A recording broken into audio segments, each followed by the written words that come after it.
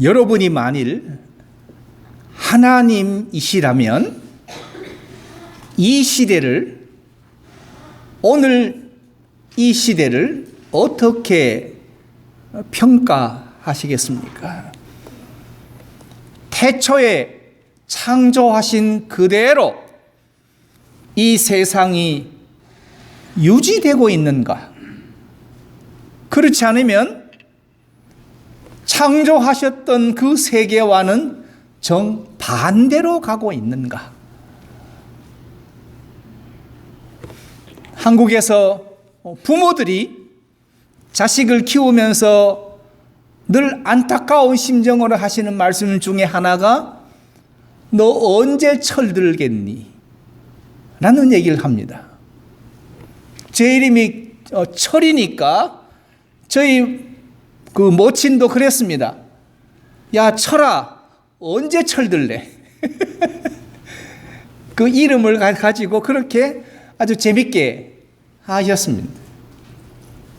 저는 저답게 내 하고 싶은 대로 내 나이에 맞게 행동을 하는데, 그러나 그것을 보는 어른의 생각은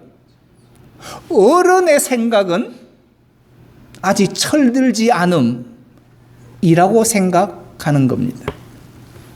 이 시대에 가장 문제가 있다면, 특별히 한국 사회에 가장 문제가 되는 것이 있다면 진짜가 가짜가 되고 오히려 가짜가 진짜가 되는 이런 도무지 이해할 수 없는 세상이 우리 앞에 당도해 있다는 사실입니다. 한국 사회가 세속화되고 타락하고, 더 나아가서 한국 교회가 타락하고 세속화하고 있는 이 시대에 혹시 기도하시다가, 혹시 진지 잡수시다가, 아니면 TV 뉴스를 보시다가 탄식하시고 눈물 흘려보신 적이 있으십니까? 아마 우리의 심령이 이미 죄악으로 지배를 받기 때문에 아무런 생각 없이 가짜가 진짜라 둔갑해도, 진짜를 가짜라고 말해도 우리 심령은 전혀 감동이 없고 애통함도 없고 눈물도 없습니다. 이렇게 비정상이 정상이 되고 정상이 비정상이 되는 사회가 됐습니다. 브라질의 작가 파울로 코엘료라는 사람이 쓴 책에 베로니카 죽기로 작심하다라는 책이 있습니다. 이 책에 나오는 이야기가 정상과 비정상, 특별히 미치는 재미있는 이야기를 하고 있는데요. 이 우화의 내용은 이렇습니다. 한 왕국을 무너뜨리려고 마음먹은 마법사가 왕국의 백성이 마시는 우물에 묘약을 풀었습니다. 그 묘약은 미치게 하는 약입니다. 그래서 왕국의 백성이 다 그 물을 먹고 미쳐버렸습니다. 그런데 미쳐버린 백성이 왕을 보니까 저게 비정상인 겁니다. 왕도 똑같이 미쳐야 정상인데 왕은 미치지 않고 백성이 먹는 그 우물에 물을 먹은 백성만 미쳐버렸습니다. 그래서 백성들이 왕궁으로 달려가서 그 왕을 향해서 왜 비정상으로 하느냐고 말합니다. 그때 약삭빠른 재빠른 그 왕비가 이제는 왕으로 하여금 우리도 그 백성이 마시는 물을 먹고 우리도 같이 미쳐버립시다. 그래서 마시고 미쳤습니다. 그랬더니 백성들이 이제야 정상이 되었다고. 모두 다 미쳐버렸는데, 그런데 그 사람들은 그것이 정상이라고 생각하는,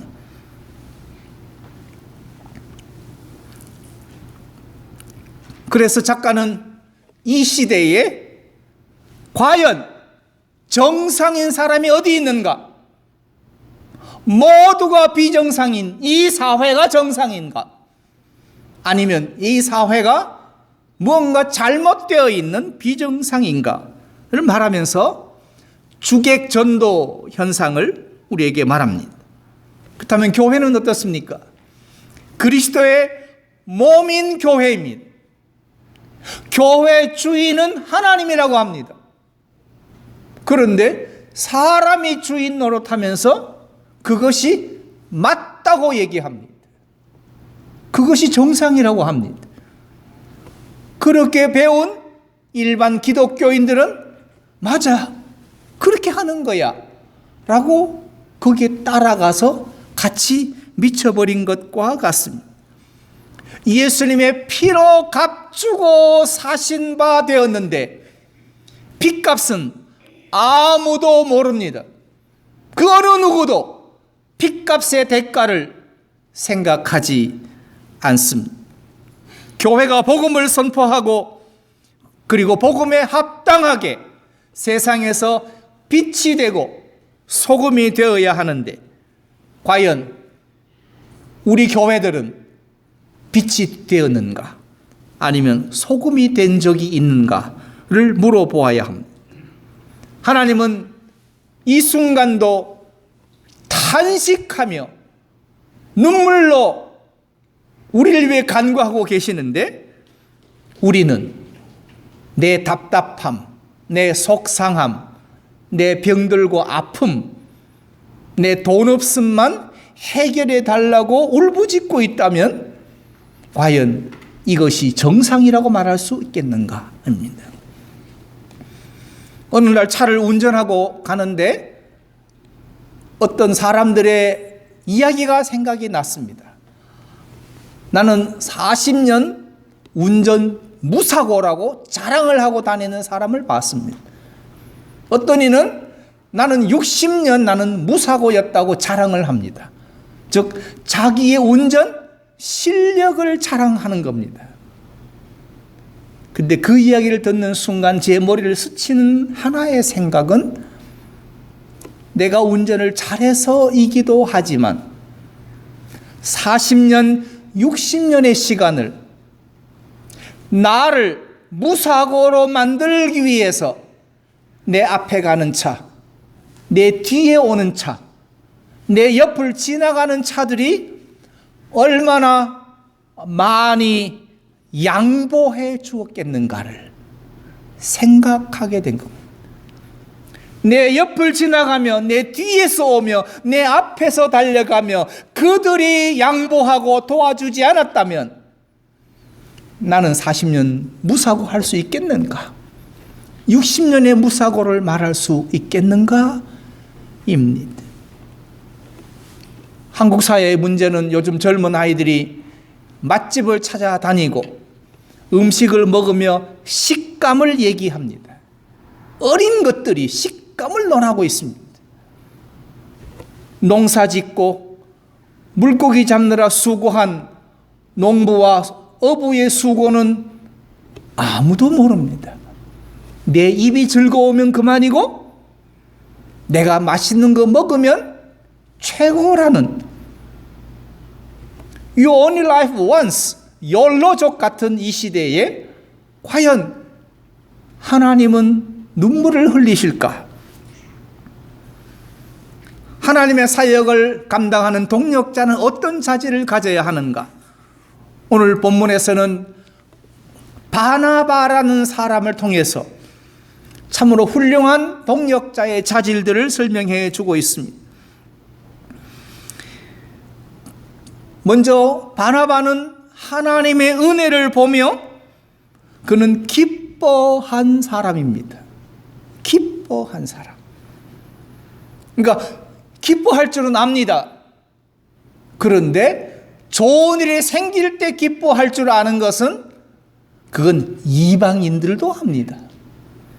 돈이 두둑히 들어왔을 때 좋아하는 것, 그거는 누구나 하는 겁니다. 그러나 복음을 아는 자는 기뻐할 수 없을 때 기뻐해야 하는 것이고, 즐거워할 수 없을 때 즐거워해야 합니다. 아무도 예배하지 않는 그곳에서 예배하는 자가 되셔야 합니다. 아무도 증거하지 않는 그곳에서 증거하실 수 있는 자가 복음의 합당자 아니겠습니까? 예배하는 자리에 가서 나도 한 다리 껴서 예배해놓고 그걸 예배라고 말합니다. 교회에 왔다 가신 것은 맞습니다. 출석부에 도장은 찍었습니다. 그러나 하나님이 보시기에 그걸 예배라고 하나님이 영광 받으시겠는가? 환경을 보지 않고 그들의 중심을 보았습니다. 그들 가운데 임한 하나님의 은혜, 그 은혜는 사람을 변화시키는 능력입니다. 그래서 한마디로 우리가 이것을 카피로 하면 은혜는 사건입니다. 은혜는 사건이란 말은 은혜를 받았으면 내가 변해야 된다는 겁니다. 나는 변하지 않고 은혜만 받기만 하면 그것은 욕심장이요. 그것은 잘못된 겁니다. 그래서 은혜는 사건이다. 내 삶에, 내 몸에, 내 가정에, 내 직장에, 내 주위에 사건이 일어나야 그것을 은혜라고 한다면, 바나바는 그들 가운데 하나님의 은혜로 인해서 그들의 삶이 변화된 것을 보고 하나님의 은혜를 보고 라고 말했습니다. 많이 모이는 것 보고? No. 헌금 많이 하는 것 보고? No.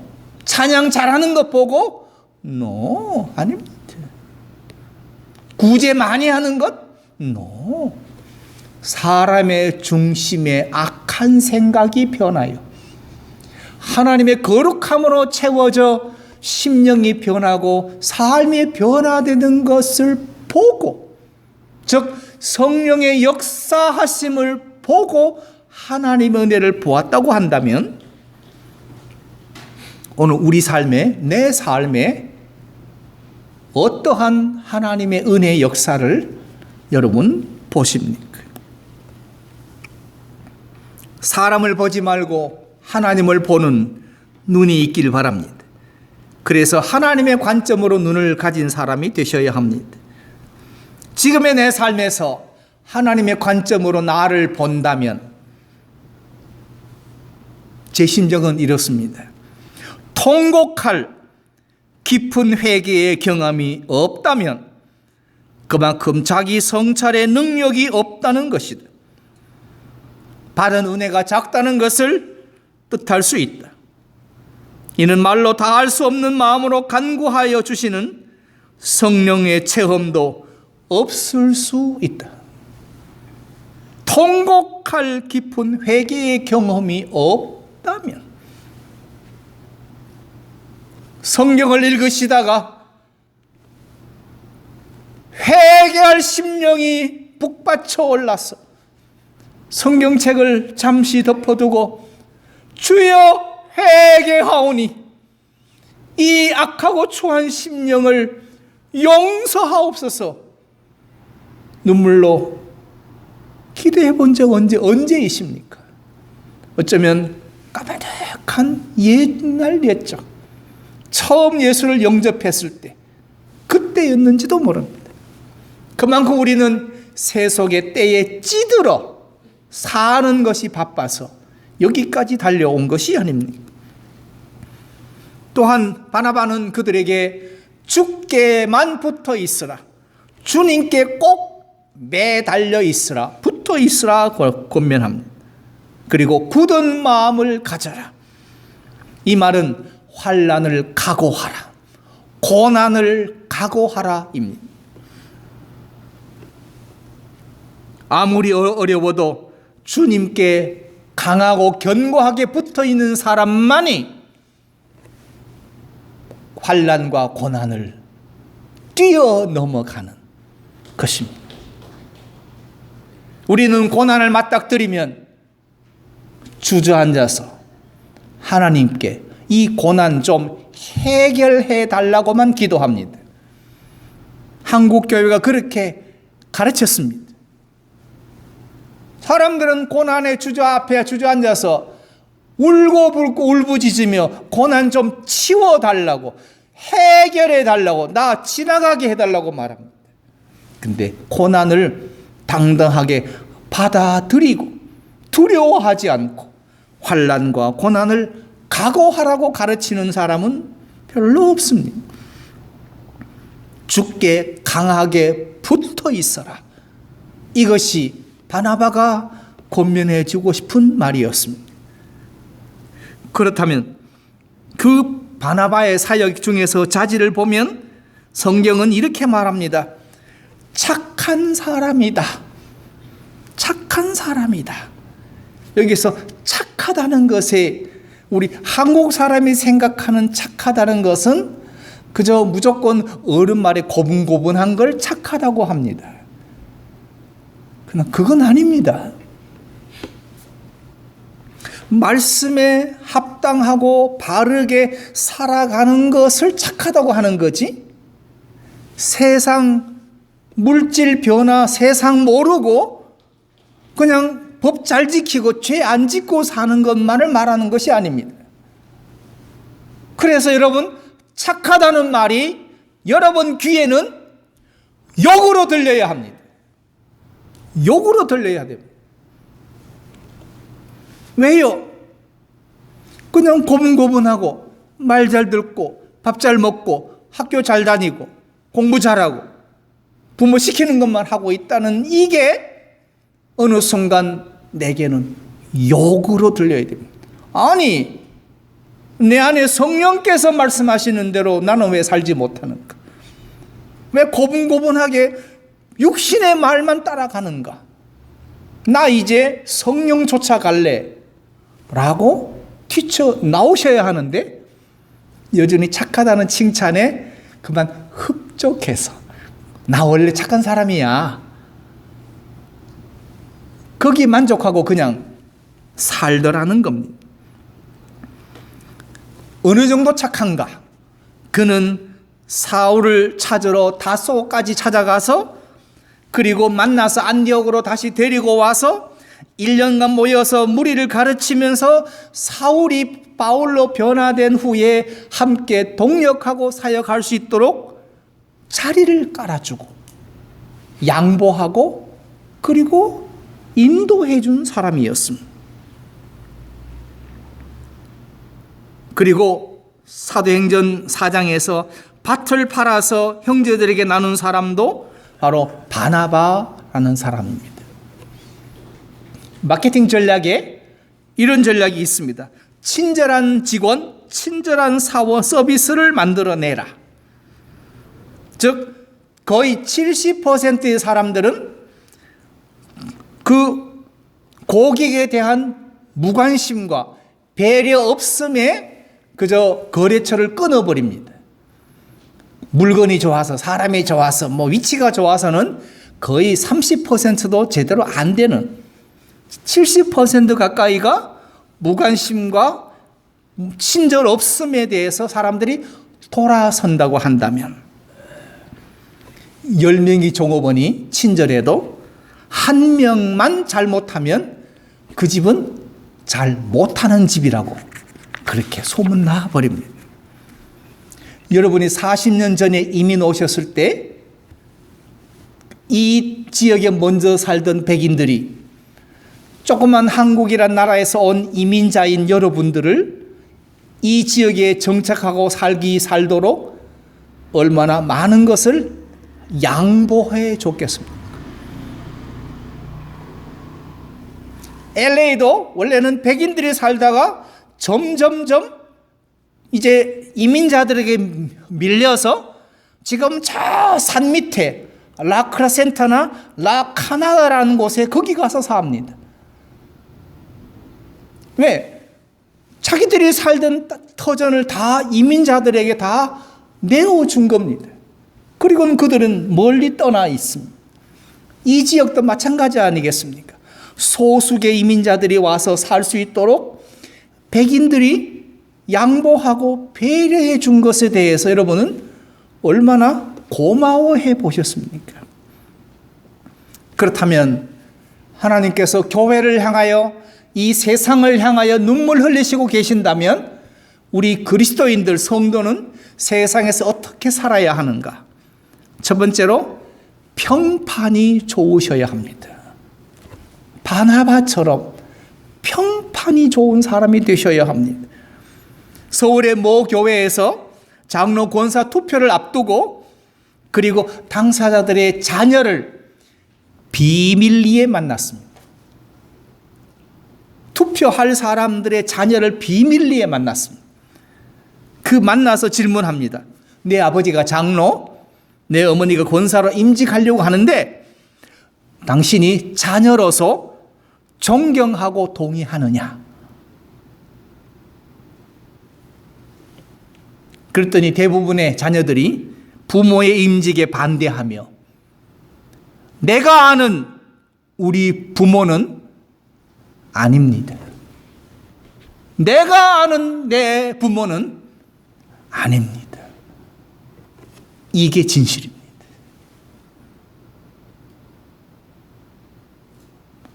그러나 아무도 이렇게 물어보지 않았습니다. 돈 많으면 되고 헌금 많이 하면 시켜주고 출석 잘하면 전도 잘하면 다 시켜줬습니다.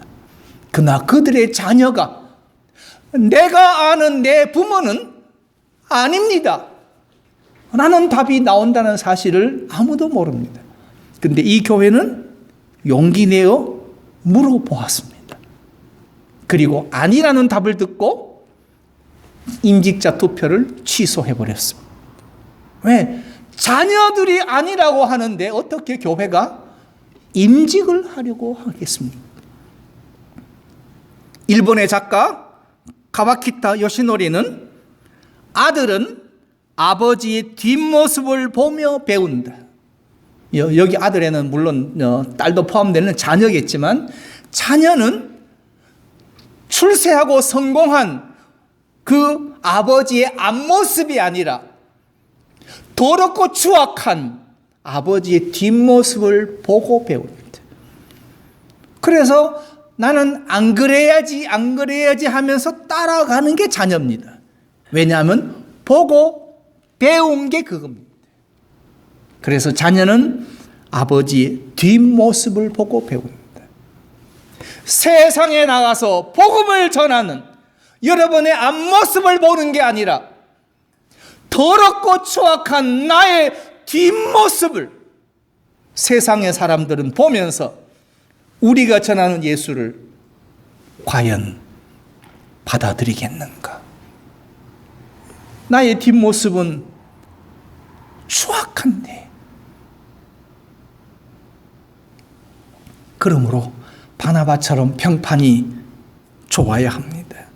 두 번째로 하나님의 은혜가 무엇인가를 행동으로 보여주는 사람이 되셔야 합니다.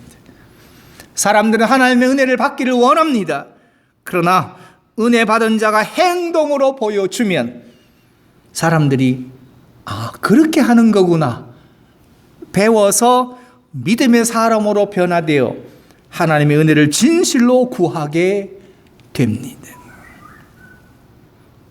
성령과 믿음이 충만하고 아무리 인간적인 능력이 있어도 영적인 충만을 무시할 수가 없다면 하나님의 은혜로 채워지는 그 충만함을 그 무엇과도 견줄 수가 없습니다.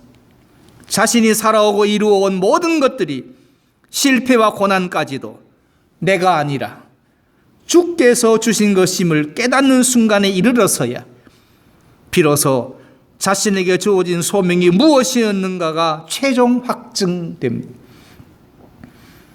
이 깨달음이 있어야 비로소 하나님의 은혜를 알게 됩니다. 즉 나의 나 된 것이 내가 아님을 깨달으셔야 그 자리에 하나님의 은혜가 채워짐을 경험하게 되는 것입니다. 비전과 목표도 내가 세운 것이 아니라 주께서 주신 것임을, 내가 사용하는 능력도, 내게 주어진 능력도, 함께하는 많은 것들도 나로 인함이 아니라 주께서 내게 주신 하나님의 은혜임을 깨닫는 순간에 우리는 소명받는 성도가 될 수 있다면 하나님의 은혜가 무엇인가를 알고 행동으로 보여주는 자, 바로 그가 성도입니다.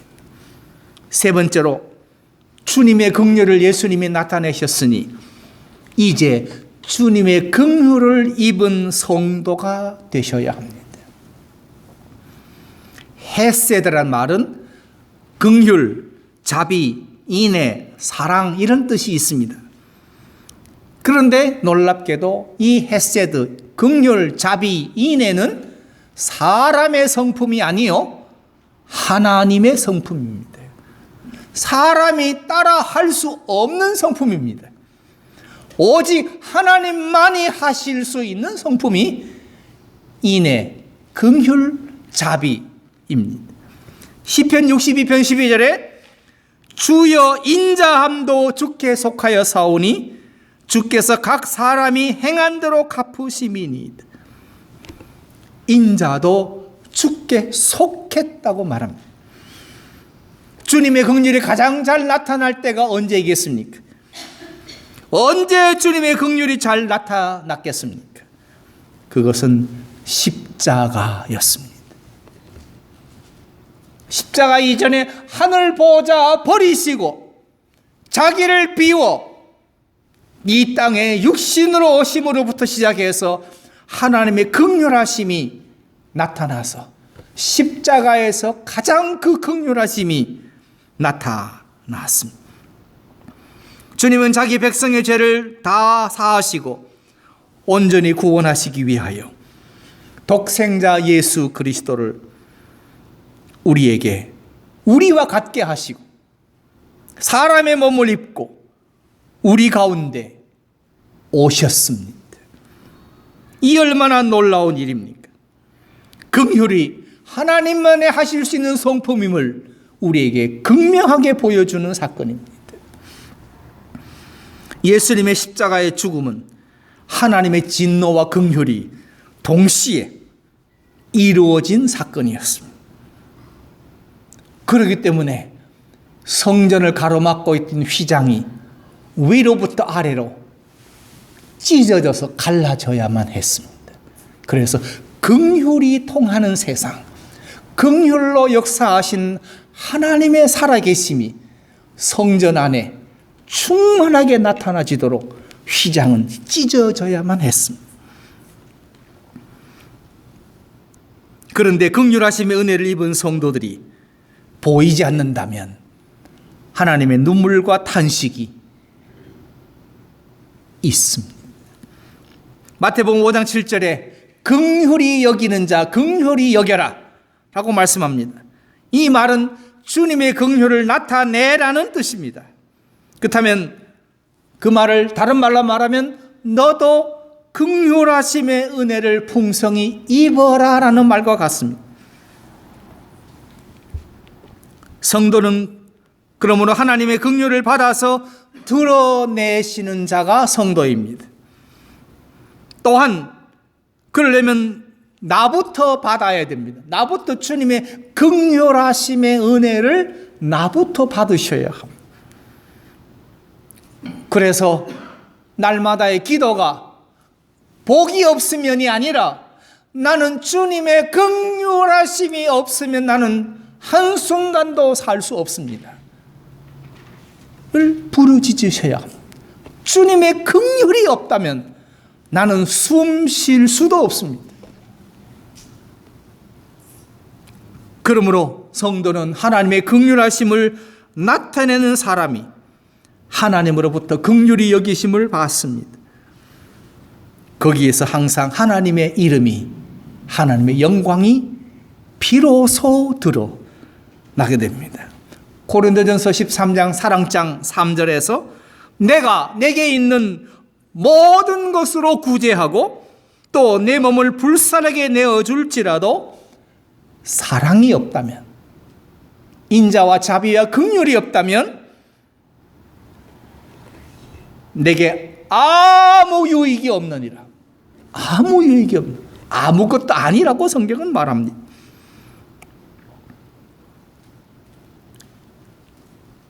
그러므로 사랑이 없다면 자기 몸을 불살라 내어주는 데까지 가더라도 긍휼과 자비와 인애와 사랑이 없다면 내게 아무 유익이 없다. 그저 헛되고 헛될 뿐이다 하는 겁니다. 그러므로 주님의 긍휼을 덧입어서 예수님께서 긍휼히 여겨주심을, 은혜를 입고 그리고 전하셔야 합니다. 이 은혜 입은 성도가 찬양하고 감사하는 것이 예수님을 전하는 도구입니다. 그래서 오늘 24절에 보니까 바나바가 이렇게 평판이 좋고 은혜 받은 대로 행동하고 긍휼을 받아서 베풀어 주니까 바나바는 착한 사람이요 성령과 믿음이 충만한 자라 이에 큰 무리가 죽게 더하더라. 큰 무리가 바나바에게 더하더라? No. 큰 무리가 교회에 더하더라? No. 큰 무리가 주님께 더하더라. 주님께 더하는 것이 부흥이요, 주께 더해지는 것이 성장이지 숫자 늘림이 아니라고 성경은 분명히 말합니다. 큰 무리가 주께 더하더라. 주님께로 나오는 긍휼하심의 은혜를 덧입고자 하는 무리들이 주께 나오는 무리가 주께 더하더라 였습니다. 한국 기독교인들은 야망이 큽니다. 특히 복에 대한 갈망이 커서 바나바보다는 위대한 사역자인 사도 바울과 같이 되려고 합니다. 좋습니다. 바울과 같이 되려고 하십시오. 그러나 더더욱 바나바 같은 자가 되어 은혜를 알고 긍휼을 알고 하나님의 마음을 알아서 적은 자이지만 하나님의 긍휼하심을 나타내었던 바나바가 되어 하나님의 기쁨이 되시는 성도가 된다면 우리 생애에 이보다 더 큰 복이 어디 있겠습니까? 주여, 바나바처럼 살기를 원합니다. 은혜 주시고 긍휼 내려 주옵소서. 이제 그렇게 살겠습니다. 이것이 우리 산호세 방주교회 성도의 기도와 간구의 소원이 제 제목이 되기를 바랍니다.